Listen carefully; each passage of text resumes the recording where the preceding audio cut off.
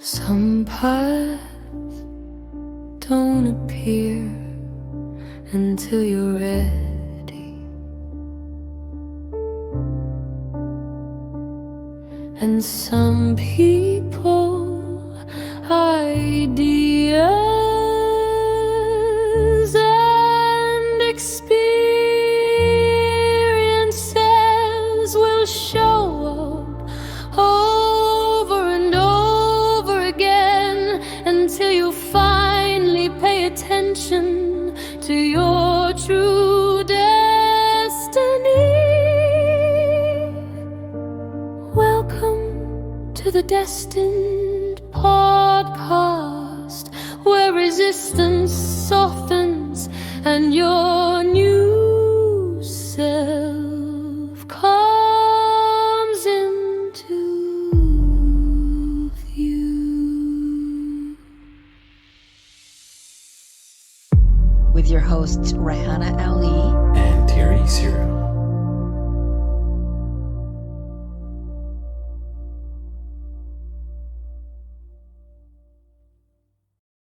Hi, Terry. Hi, Rana. So the subject today is conscious leadership. Conscious leadership. Where do we start? Yeah, that's it. I mean, it's a juicy topic. So, I guess conscious organizations. Yeah.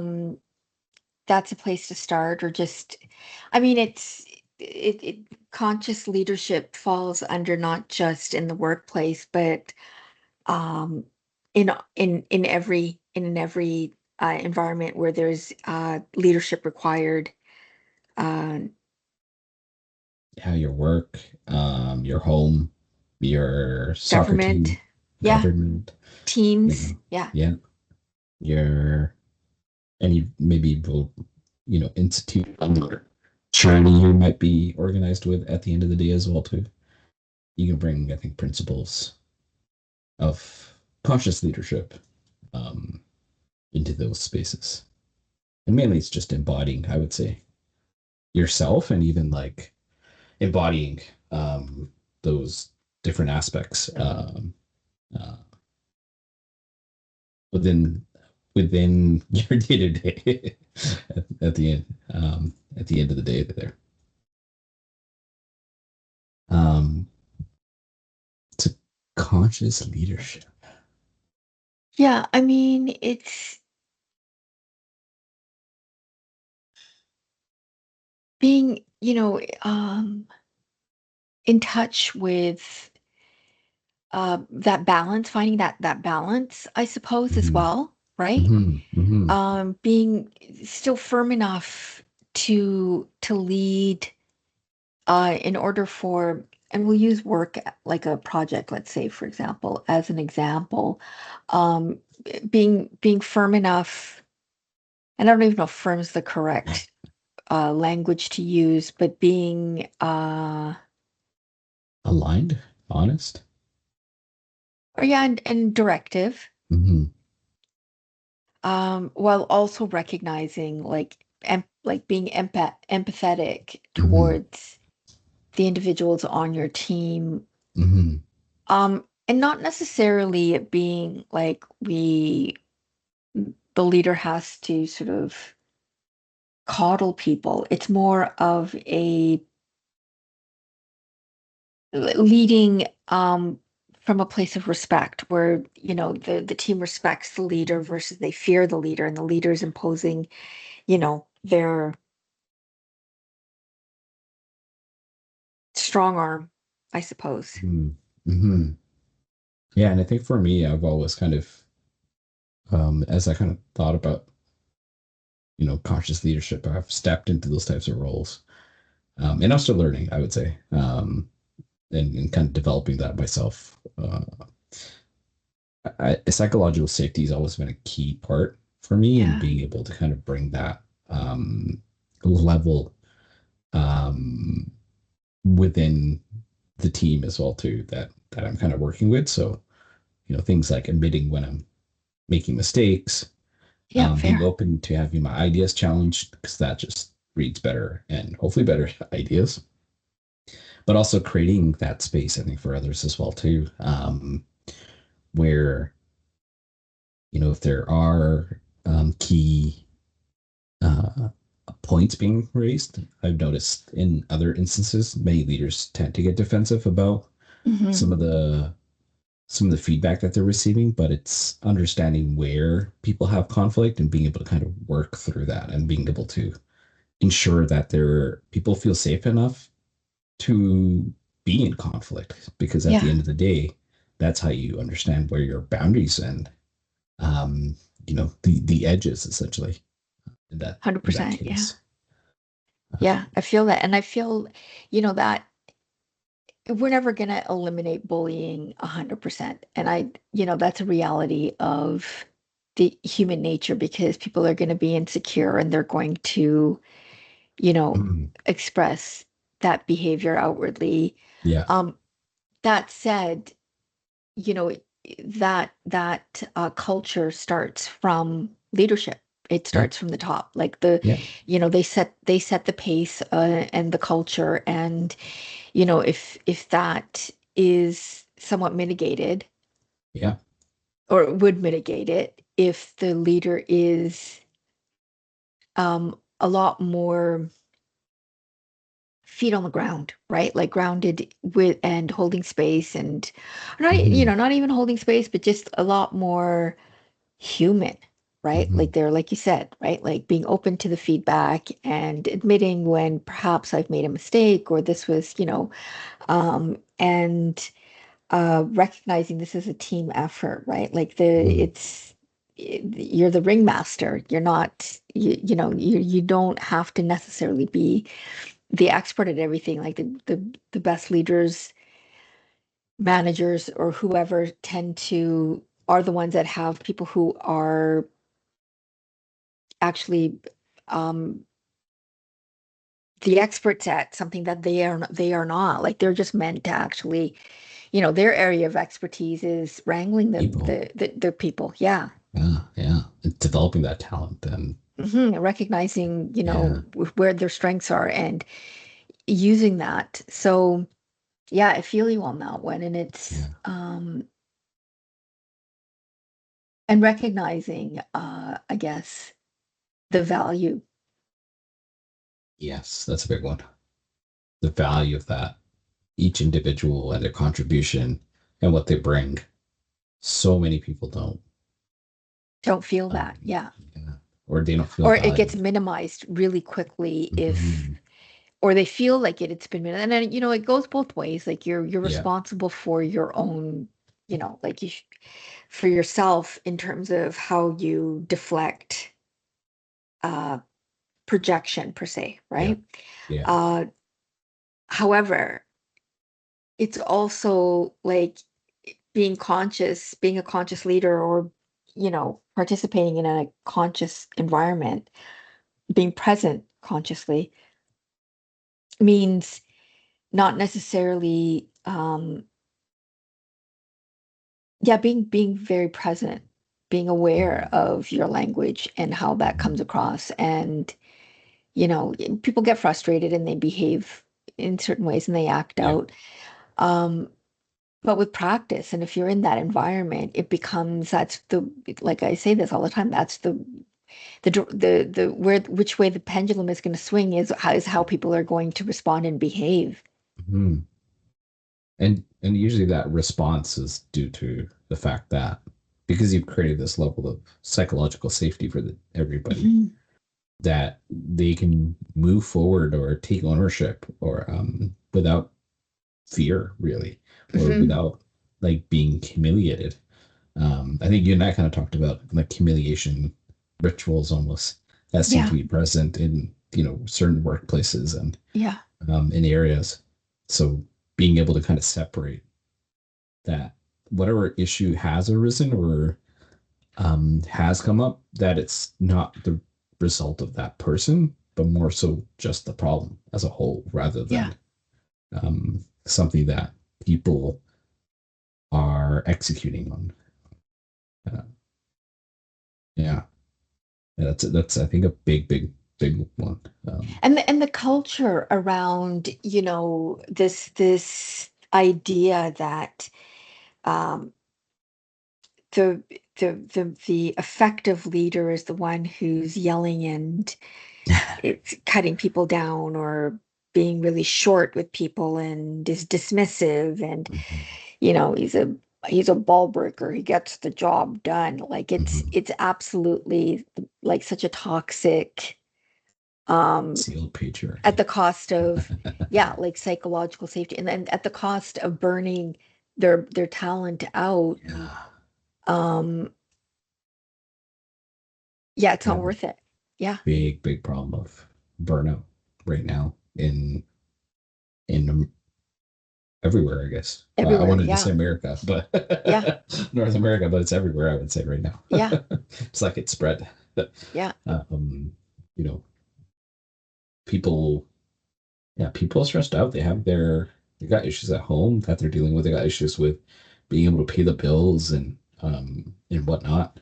And if you as a leader aren't able to help in either closing that income gap or and that equitable gap, and many times as leaders you may not be able to because either the income of the company isn't there, you're just starting out, or there's other political pressures as well too within certain places.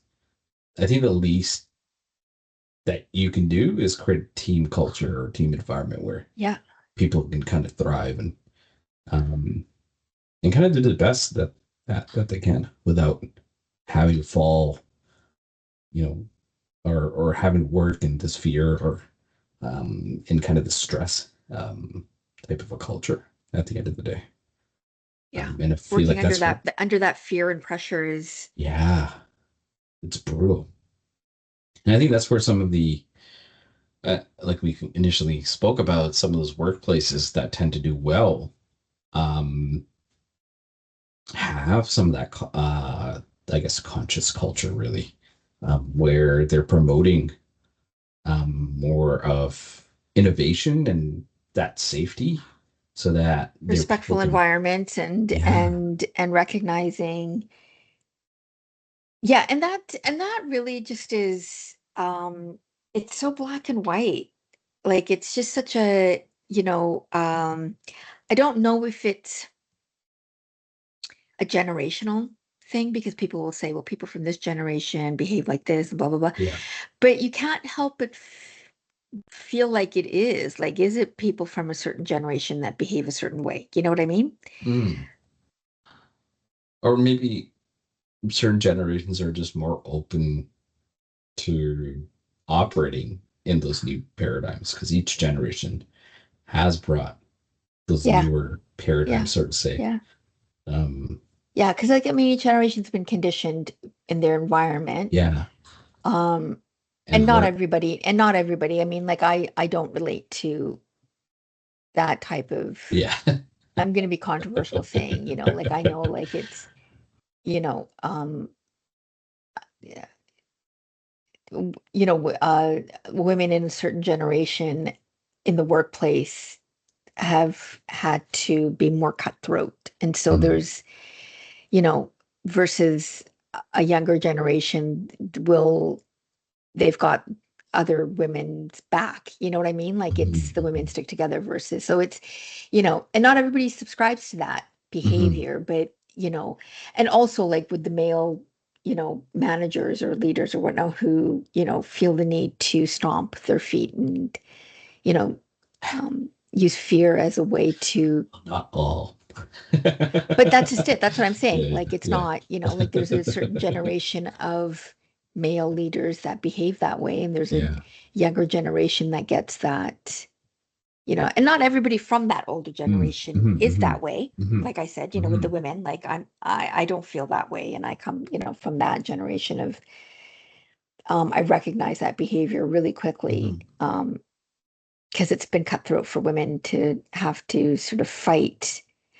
I empathize because I come from that. Like, women have not had it in the workplace. We've had to fight and scrape and, tear our way through to be recognized and valued and seen. But that has spilled over to it being cutthroat right across the board. Whereas younger generations aren't so much doing that. But like I said, with male counterparts, right? Like the males will behave a certain way versus the younger ones are recognizing a different way of approaching their teams. So, Mm. and yet still not being conscious and present, right? Like maybe the behaviors or language have changed Yeah. so much to Yeah. a degree, but they're not still fully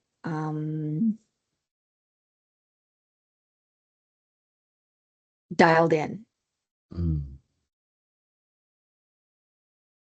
You're saying that as a result of maybe some are just emulating certain pieces without actually Yeah, it's kind of like spiritual embodying them, kind of. bypassing, right? Like they know Yeah. the lingo, they're supposed to Yeah. behave this way, but they're really not.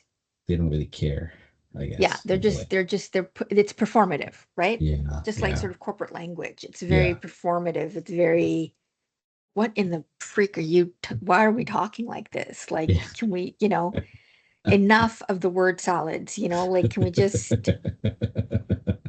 Hey, the word salads are tasty. That was great.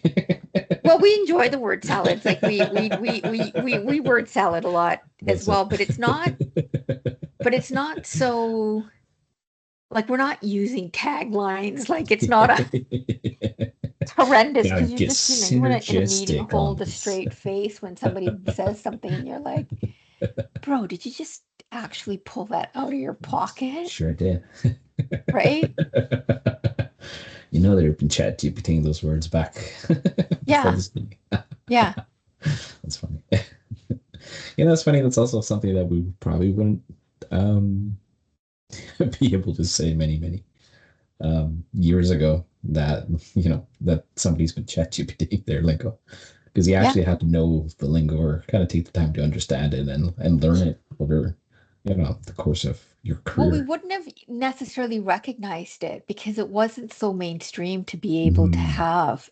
And it's That's wild true. because I was just watching a conspiracy like theory uncovered and unmasked or whatever it was called, and something about AI and like the origins and where it's how long it's been around and all of that. And you know, we really have no idea who's been using AI amongst us, really. I mean, we don't Whether know it the be data whether it sets be that it's an been actual trained on. chat bot that they were using, or what were they using to enhance their credibility, or you know what I mean? Like Yeah. it begs the question of like we're just in the last few years becoming aware of, and it's Oh, come yeah, on really quickly, but the of course. technology's been around forever. But looking back, yeah, like when they were the language they use, superimposing people into posters or pictures, and Mhm. it's been around forever. So like, yeah, how do we know somebody's resume or credentials haven't been doctored, or any of the literature that we've read, if has that been doctored? And Mm. like there's, Mhm. right? I mean, spell check's been around forever. So I mean, It's it kind of wasn't an around. AI. I mean, I remember a time when it didn't exist, To the general public. That's true. but you know what I mean? Like Yeah. it's, Yeah. Well, I mean, it's in. I know we're kind of off topic here, but it's yeah, we interesting. do that. I know it's interesting, but from yeah, I feel like I may have watched the same documentary where, or at least come across concepts of that where they spoke about like even the internet because that was a DARPA creation at the end of the day. You know, why did certain individuals like Google, the founders, get access to it? Or same thing with Facebook. That was the origin of that. I think there are some, I think, patents and some algorithms that can be tied back to what DARPA has actually patented way back in the day. So, like, I think we're gonna need to If that's a bookmark different, this yeah. because I've been, with the recent buzz around CERN shutting down and um the latest shutdown that is, and you know, sort of uh Going rabbit down the holing rabbit hole. around rabbit holing around Project Looking Glass and all of That's that, you it. know what I mean? And sort of like looking at my own personal patterns Yeah. each time. Um, and I'm old enough to remember when, the first Hadron, like learning about the Hadron Collider, like 2007, I believe it was Yeah. 2008 was when it first they started it up, I believe. Yeah. Um, 2008. Yeah. Or a little bit before, I think. it Yeah. was before that, yeah. Like Yeah. I Yeah. feel like it was like 2007. Like Yeah. and this is like before we had. So I mean, um, I've always felt it, like, and I've spoken about it, and I feel strongly about it, and you know, and I would not ever. What was the disclaimer you said? Like I would never harm myself. That's right. If you see me, yeah, disappear. Yeah, if I Yeah. disappear, that Yeah. was not, yeah. But I've always felt that, It's like funny. there's a there's been an access to intelligence long before everyday folk were exposed to it or allowed to see it, or they're giving it to us in bits and pieces, because they kind of have no choice because people are, like, as consciousness is Rising. elevating. Yeah. Yeah. Yeah, Yeah. the awareness is having people sort of remember Yeah. and question. And so Yeah. which again comes right back down to leadership, like where, that remembering of where we came from when we first arrived in our meat jackets as conscious beings, right? Our souls, Mhm. and agreeing to this experience, we would have been, you know, we would have come with that knowledge and awareness of how to lead, Yeah. You would have. Yeah. right? And so Yeah. that's been taken away so that we could be, again, that's Conditioned. conspiracy, but Yeah. Yeah. I feel like it's been we've been desensitized and overstimulated and controlled, and had our, thought processes Hijacked. unconsciously and Yeah. subconsciously Yeah. rewired to Yeah. be controlled, Yeah. right? Yeah. But I mean, that's why And you have to unlearn those behaviors absolutely, yeah. so that you can kind of move towards more conscious leadership. Well, and this is That's kind just of the it, term. and that's where we're headed, right? There Yeah. is an Yeah. unlearning happening, right? Like Yeah. it's been happening with people becoming aware that everything that they thought was real, because none of this is real, right? It's they're now questioning it, and so that unlearning process has been happening. Like, even like one of the first very obvious ones, it's not the first, but one of the first ones that was very obvious is, you know um schools teaching the actual history of indigenous, Mhm. the origins of, like, indigenous tribes and Mhm. their communities and how they governed and whatnot, and the awareness of, like, what we were taught in school about indigenous people, the indigenous peoples of North America. um what is it, Turtle Island, right? Like, it's Mhm. not that's not what it was, like, you know what I mean? Mhm. Like, that the Mhm. betrayal of what we were taught in school, or what the stigma Mhm. was a rude awakening, and just even just Mhm. like how advanced their civilizations were, and were operating at a far superior place Mhm. before they were, like, colonized, right? Mhm. So Well, I mean, oh, Jesus, superiority is also kind of a term that, was brought much later to kind of show, um, what's that? My brain shut down there for a second. To kind of show, that colonization kind of effect, or that they were, one is better than the other in that sense. Uh, Well, that was how they wanted to control because they were threatened that their way of doing was really Hmm. working. Hmm.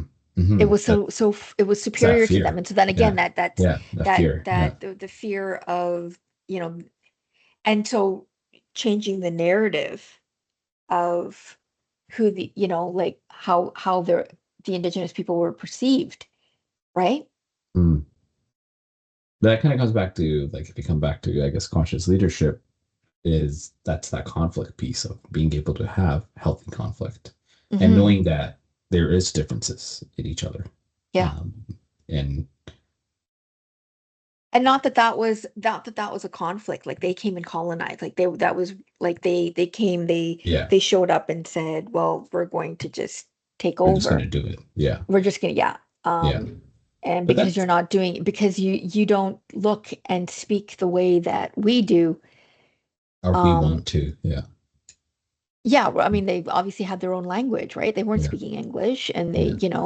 and the English were very entitled, and like they felt they were superior, and they saw, these people who looked very different from them, and felt threatened. And so yeah, it was that's a very human, um low vibration, Hmm. right? Hmm. Mutz was very aggressive behavior in that sense, which you can kind of see modeled in many corporations today as well Oh, too, in a 100%. way. Like, yeah, Yeah, yeah. they're, I mean, that's just, it's very systemic how we've become, And that or remnants yeah, of them. Yeah, yeah. we are, we are Yeah. accustomed to a very colonized way of, Operation. Yeah, yeah, operating in the yeah, world at yeah, large. yeah, Yeah. yeah. But I And mean, that's where that colonizer mindset is definitely alive and kicking in leadership with that superiority. I know best. yeah, If it this doesn't is the look like, way. if it, Yeah. yeah, you know, But it's kind of coming back to the ego and that yeah, fear and all those kind of um, pieces as well too, yeah, where if you just kind of keep that stuff in check, then you know you can kind of rally people around a greater purpose, where they can actually fulfill more of a mandate or be able to kind of add their own piece and their own kind of uniqueness towards the um, the importance of whatever outcome that you guys are trying to achieve at the end of the day. And I hmm think that's where it's really important from, I think, a leadership perspective to be able to kind of keep that in check, like you're saying, is like, don't lead out of ego at that point. You got to have some ego. You got We to all have some have some ego, ego. but I think ego is used, like we've talked about this. I feel like, Yeah, yeah. the ego has been deemed this negative characteristics, and we need the ego. It's a vital part of how we are able to forge forward, right? Like Hmm. um as a race. And Hmm. that said, um you can have conscious leadership at middle management and what have you, but if at the, if it Top at level. the, Yeah. if the top dog is um throwing their balls around like, they're rolling dice, then it's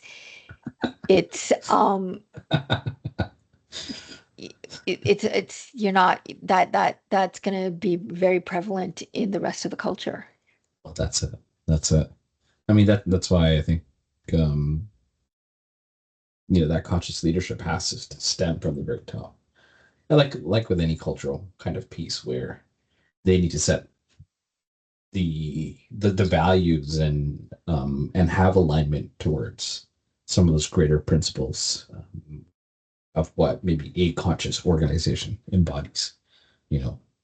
And as a result of that, it then tends to kind of stem down like you're saying, into the rest of Yeah, the it filters organization. down. It always starts Yeah, at the top. Like they yeah, set the pace.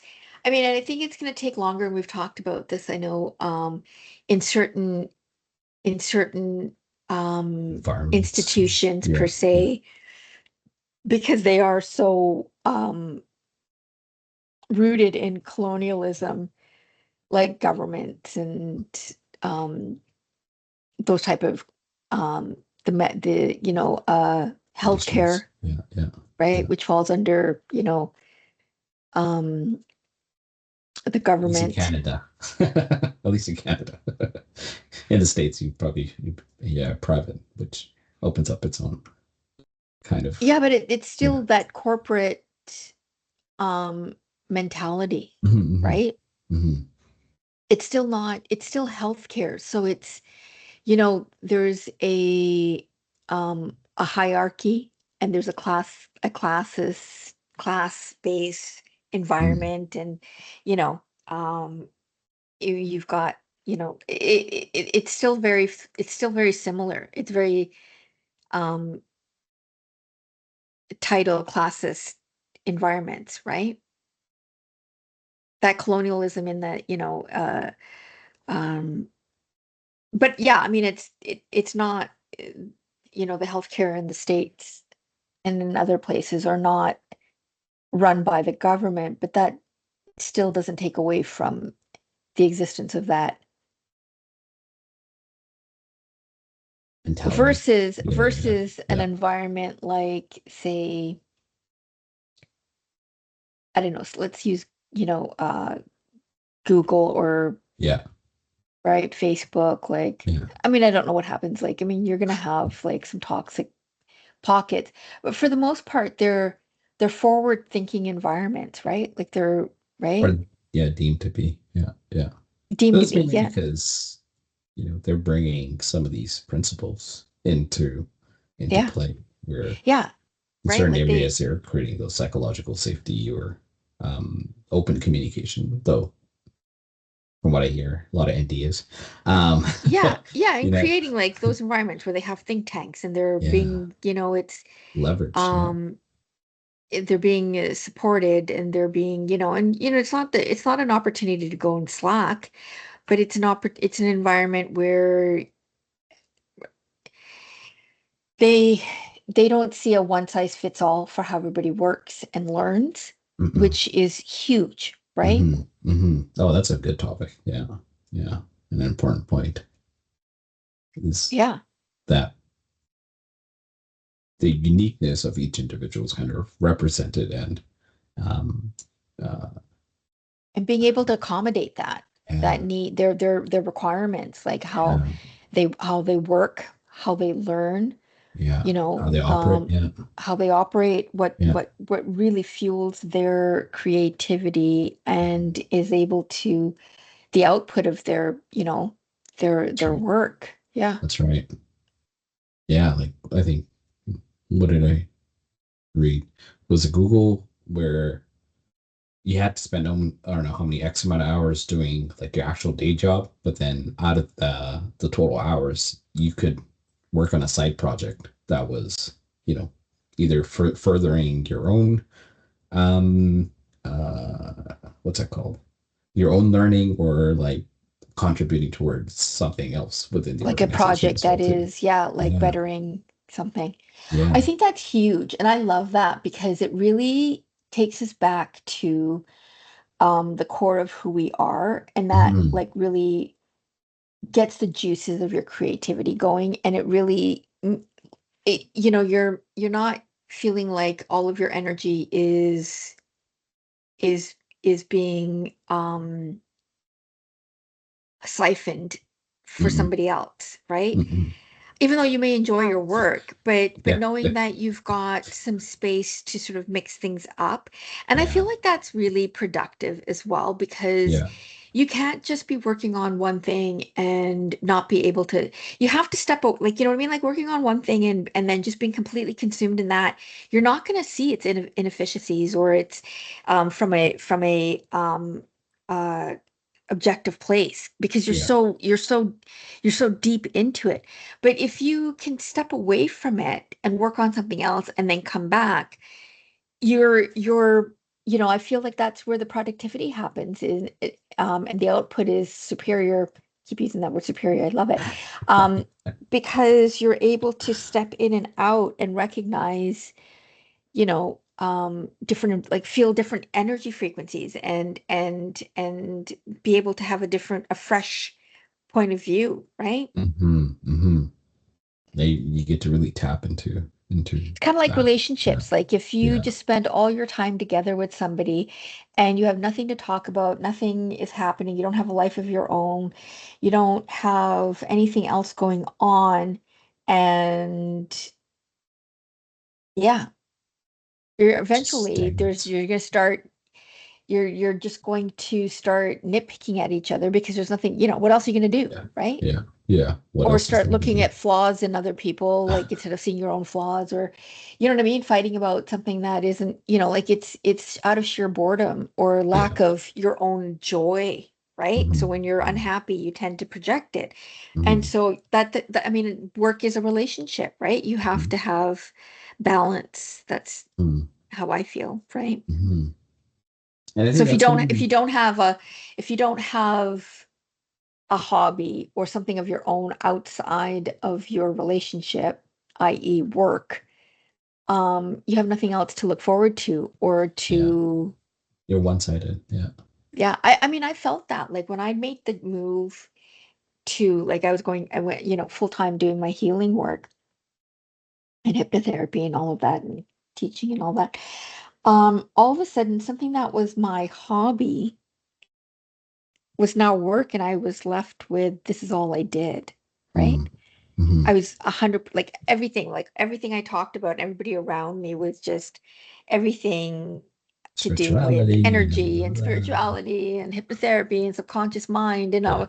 And at some point I was like, okay, wait a minute, Yeah. there's something really big missing in my life. Like I Mm-hmm. don't have something like I don't have like this has now become work. And even though I Mm-hmm. enjoyed it and loved it and it's my passion and it's my um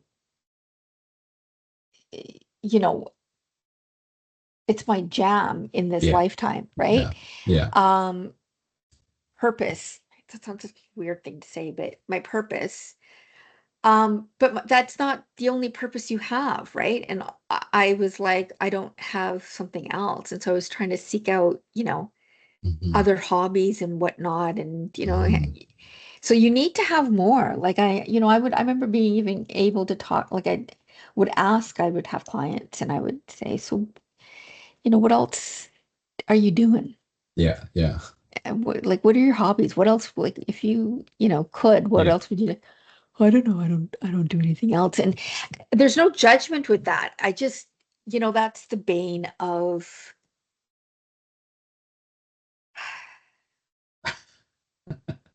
That's of fine. how somebody dies an early death. Do you know what I Yeah. mean? Like Yeah. you're not alive, Yeah. right? Well, what are you living for? Yeah. At that point. Yeah. Like what are you But living for if you don't find joy in anything, right? Like, yeah. and like if somebody's, clinically depressed or what have you, I understand that. But if there's, if you are able bodied and you're Mm-hmm. not actively looking for something, like you Mm-hmm. don't have an interest, like Mm-hmm.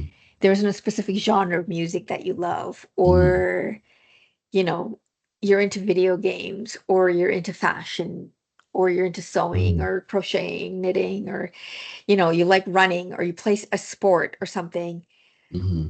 and your life is very, and you know what, it's peaceful, don't get me Mm-hmm. wrong, it's Mm-hmm. peaceful to just get up, do your job, go home, have Mm-hmm. your TV dinner, watch some Mm-hmm. TV, take a shower, go to bed, rinse, It's repeat, repeat. right? But that's going to actually eat away at your spirit and It's your joy. soul. Yeah. Yeah, there's no Yeah. joy in that. It's Yeah. peaceful, don't get me Yeah. wrong. Yeah. But that's I'm where I not, think yeah, organizations can and even leaders can do a key job is bringing that out. Because I think the that's going to be work-life the balance. true Yeah, competitive advantage. I think we're entering into with AI now, we're entering into an era where, any technology could be copied. I can look at, some of these codes that copy it replicated. Maybe not their algorithms to a certain extent. Strategy you can kind of copy. You can see who's doing well in what industry. Look at Yeah. how they're doing it, copy, paste, done. Yeah. But culture is going to be a very, very hard thing to Yeah, replicate. that's it. That's where conscious leadership really needs to step up Yeah. because, I remember again, like I was the height of it, like it was like such a great time in the 90s, and it was we'd go to work and half of your friends were work friends, right? That you would socialize with. Like we Mhm. would be work was very social. Like there was always somebody's going for drinks after work. Not saying, Mhm. drinks have to be, you can go for mocktails, but there was always somebody, you know what I mean? It was a very social, there's something socially always happening with your work buddies. Um, which, it's not for everybody, but they created an environment for somebody who doesn't have friends, or something to look forward to, and there was like a camaraderie in your work environment, and people tended to work more cohesive, like a team environment, if Mhm. they got along with the people that they work with. Like, I mean, Mhm. ultimately you should be building your teams with the particular same mindsets and personalities and culture and what have you, but you know one of the things that you saw with that was, um people would have like make like really deep connections. And, if you went in and you were sick one day and your coworkers like, I got you, we'll take care of Mhm. this, versus it was a Mhm. very classic cold environment where, um, it was very different. It was very different. You'd see a big difference in, um, That's changing by there the was a way, I think. lot that was wrong with it, but there was a lot that they had right. Yeah, yeah, yeah. But And there was I a feel lot like more that's kind humanness of to it. Yeah. changed now, though, in a way. Yeah. Yeah, yeah. I remember some of those days as well too. Like, you know, um, but I feel like that's kind of adapted or that's kind of changed. Mainly because I think to your initial point is people have started to have a life outside of work now, where either they're taking care of kids or they got hobbies, so Even they're people that had showing up. children and whatnot, like Yeah. that didn't change. People still had hobbies, and we all Mm-hmm. had hobbies, and we all had a Mm-hmm. life. Everybody had boyfriends and girlfriends and husbands and wives and kids. Yeah.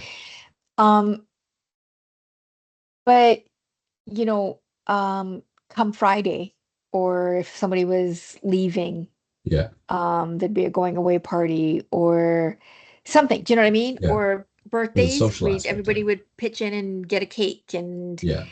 stuff like that. It'd be social. I'm sure like some environments are still doing that, and but it was still very social. There was a warmth. Mm. And don't get me wrong, like that toxic Mhm. leadership was still very prevalent. Um, but there was also those same toxic leaders were planning, you know, get-togethers, or we for us everybody knew, like come Friday or payday, Mhm. everybody's going for a bite to eat or drink. Do you know what I mean? Mhm. And if that Mhm. just meant half an hour, you just show up and you leave. It was cool, and some people Yeah. stayed for benders and what have you. But it would be Yeah. um and in those environments, not all of them were like toxic managers. Like we hung Yeah. out with our managers and our and senior leaders, and it was, they created a great environment. Yeah. Yeah. And you felt Mhm. safe. Yeah. So the lesson there is do more social stuff as a result, Be more in and touch promote with more what, yeah, social. be more, Yeah. create more of a Social touch warmer fabric. environment. Yeah. Yeah. Yeah. Yeah. Instead of just Maybe work, not work, work. necessarily social, because people have become, especially after COVID, COVID. right? Yeah. Yeah. That's People have become changed. far more sensitive, and Mhm. may not necessarily want to hang out with their coworkers. They have that attitude. Mhm. Versus there was a time when we didn't talk like that. Like people were like, I don't want to hang out with my coworker. Like I can name off every single environment I was in. Like if there was like at least 20 people that would go out Mhm. together. You know what I mean? Mm-hmm. And we enjoy each other's company and got on. It was all different age groups. You know what I mean? It's not any different now than, your best Yeah. friend at your best friend at work is, you're 21 and they're 50. It was Yeah. the same thing back then, Yeah. you know? Maybe the key differentiator there now is because what's happened during COVID and Yeah. all Yeah, the work that people felt isolated and they Yeah. became much more ingrained. inward or what have you. Yeah. I don't know what it is, but we've lost the plot, Terry. We have lost a plot on this. Yeah, one. because that community, that feeling of community is That's gone, funny. right? Yeah. But I mean, at the end of the day, I think that's kind of the key piece of conscious culture, I guess, in a way, is being able to kind of have some of that openness and have, like you're saying, that caring for others and being able to be like, no, it's okay, I got you. Don't worry about it, go home or chill. And people being able to feel safe enough that they can take sick time even, or like take time Yeah, off. that's another big one, right? Like being safe to take a mental health day or Yeah. just being flat out sick and not having to push through. Like that's a big one. Yeah, I've noticed where, certain institutions and certain environments in the past where people have not felt safe to do that. They're like, no, I just got to keep going. Like, Well, and We'll back in take a the sick 90s, day. that was toxic, right? Because that was a Yeah. badge of honor. We'd be out like yeah, at least every other night and roll Yeah. into work hungover. And it was, which is as it should be. Do you know what I mean? Like Not you've gone out and done recommended. like you still show up for work. But if you were sick, like it was like a badge of honor to still show up. Like you'd have to get sent home. Like if you were, Yeah. you know what I mean? yeah. Or you were seen like it was frowned upon by even your colleagues, right? hmm But it's like taking that time and being able to kind of, rest. And again, like the recuperate. 90s were, all about multitasking, and that was the downfall, right? Like we're not meant to be multitasking. It's not actually an efficient way for us to be operating. And yet we wore that badge of honor of I'm the queen of multitasking. Great. It's a lot of those socio-cultural norms that kind of arose. Yeah. That makes sense. I think with that. Yeah, I feel like we've beaten we this got one. everywhere. So, peace, conscious, and be a good leader. And be conscious, be a good leader. That's the motto on this one. That's the motto. Be a good conscious leader. That's be it. present. Yeah. No, I think with that, have a good one, Ron. Yeah. Thank you, Terry. Bye. Bye.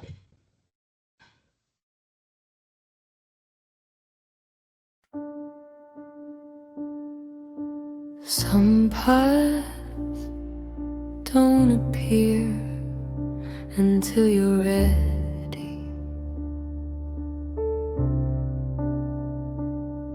and some people, ideas,